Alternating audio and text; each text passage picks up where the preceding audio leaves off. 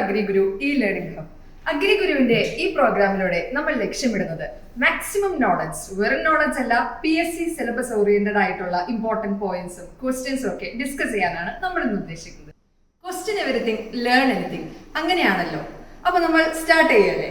So ഇന്ന് നമ്മൾ discuss ചെയ്യാൻ പോകുന്ന ടോപ്പിക് എക്കണോമിക് ഡിസിഷൻ ലെവൽസിനെ കുറിച്ചാണ്. അതിൽ തന്നെ economic threshold level and economic injury ലെവലിനെ കുറിച്ചാണ് നമ്മൾ ഇന്ന് സംസാരിക്കാൻ പോകുന്നത്.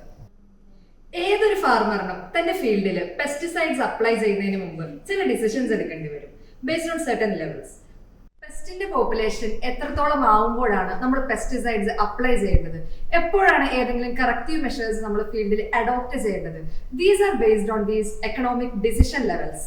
ഒരു ഫീൽഡിൽ ഒരു ഇൻസെക്ടിന്റെ പോപ്പുലേഷൻ എക്കണോമിക് ത്രെഷോൾഡ് ലെവൽ എത്തിയാൽ നമ്മൾ അവിടെ ഉറപ്പായിട്ടും മാനേജ്മെന്റ് പ്രാക്ടീസസ് ചെയ്തു തുടങ്ങണം. എക്കണോമിക് ത്രെഷോൾഡ് ലെവലിന്റെ നെക്സ്റ്റ് പോയിന്റ് എന്ന് പറയുന്നത് എക്കണോമിക് ഇഞ്ചുറി ലെവലാണ്. അപ്പൊ ഈ ത്രെഷോൾഡ് ലെവൽ എത്തിയിട്ടും നമ്മൾ മാനേജ്മെന്റ് പ്രാക്ടീസസ് ഒന്നും അഡോപ്റ്റ് ചെയ്തില്ല എങ്കിൽ ആ ഇൻഫെസ്റ്റേഷൻ എക്കണോമിക് ഇഞ്ചുറി ലെവലിലോട്ട് പോകും. അങ്ങനെ ക്രോപ്പ് ലോസ് ഉണ്ടാവും, ഈൽഡ് ലോസ് ഉണ്ടാവും. സോ ഇതാണ് നമ്മുടെ ഇന്നത്തെ ടോപ്പിക്.